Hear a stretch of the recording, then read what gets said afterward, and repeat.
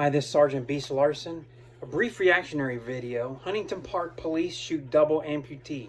I'm going to show you a 10-second video spliced in. The last 2 seconds, very critical.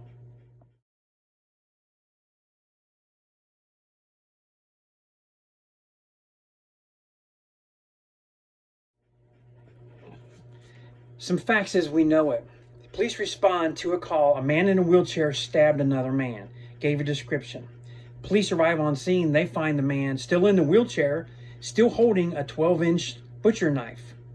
In a wheelchair, still with a knife. Police order the man to drop the knife. He doesn't drop it.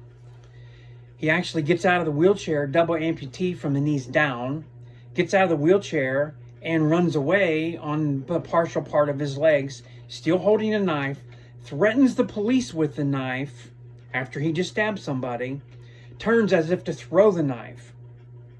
Those are some facts. Now, in football, quarterback, we just watched for instance, the Kansas City Chiefs in the Bengals game, lateral pass like this. A lateral in football is okay.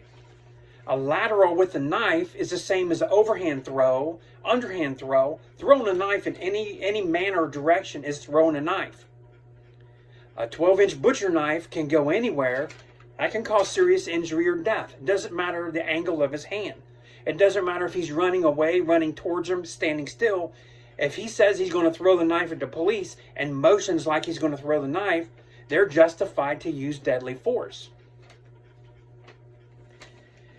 Here's a couple things about the law. You can use deadly force for police, and I'm a retired police officer, you know this.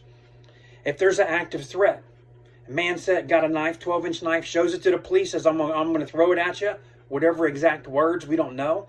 But he said threatening, had it in his hand, close proximity, intent, opportunity, and ability. I talk about this in my use of force videos all the time. Number one, justified in use of force. Number two, you can use deadly force for a subject fleeing, which means running away. If they just committed a violent crime with a weapon and the failure to stop that person could lead to danger, imminent threat to the community of serious injury or death.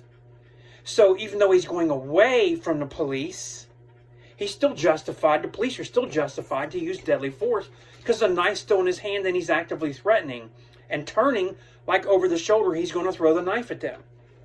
That's just two examples of why deadly force is justified.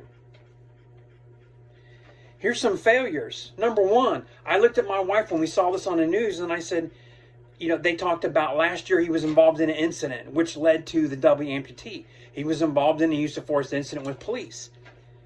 They said, the family said that he was suffering from mental illness.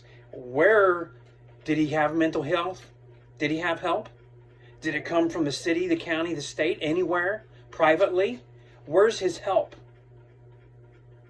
That's something I would really like to know. That's something the police want to know. Did he get help? Is there improvement?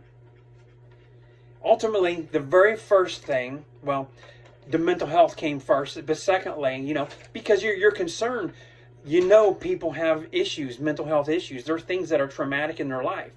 So to be fair to people, you want to not assume anything. There's an incident. Obviously, there's a mental health issue. You can tell by his action. Has he had any help? But this would have resolved everything, this one thing. When the police say put the knife down, in all these instances we watch daily, these use of force, put the weapon down, comply, put your hands behind your back. This doesn't happen. It's not supposed to happen. Yes, I saw the video about Memphis and I'm disgusted as a defensive tactics instructor and use of force instructor. I'm disgusted about Memphis. I'm not involved in that. I don't work. I'm in a different state. I can't make a difference in that incident or resolution. Always put the weapon down, comply with the police. All these things that are going on will stop happening.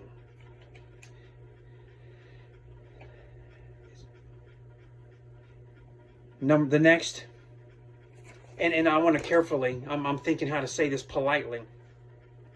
I feel bad anytime there's a death. I've been around a lot of death in my career, in uniform, in police and in corrections, and in the military.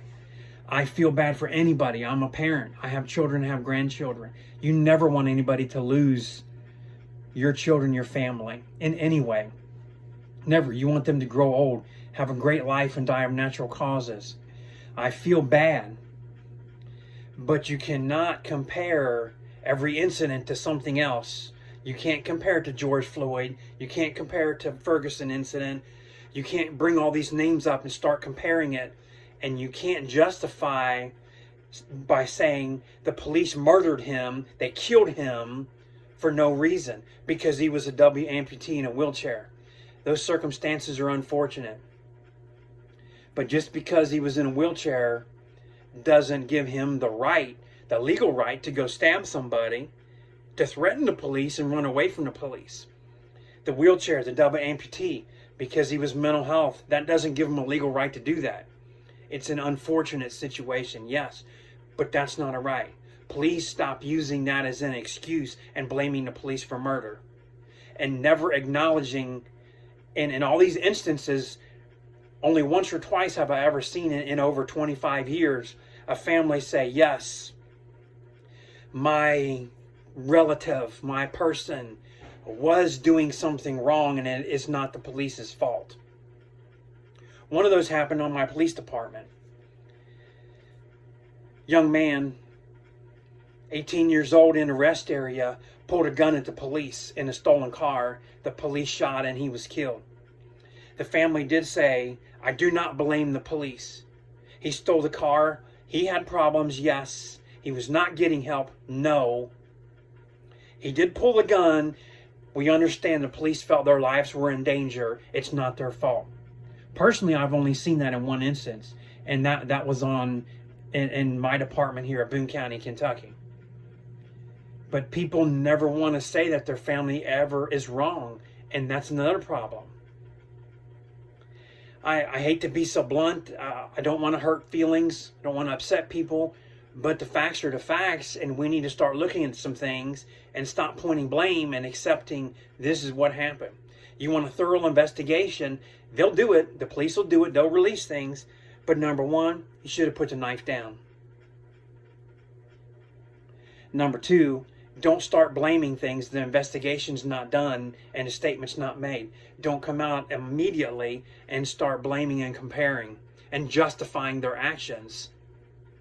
Their actions is what drew the police there in the first place. Their action, his action, is what drew the police to have to draw their guns, pointed at him, gave him commands over and over, and had to use deadly force. It's because of what he did.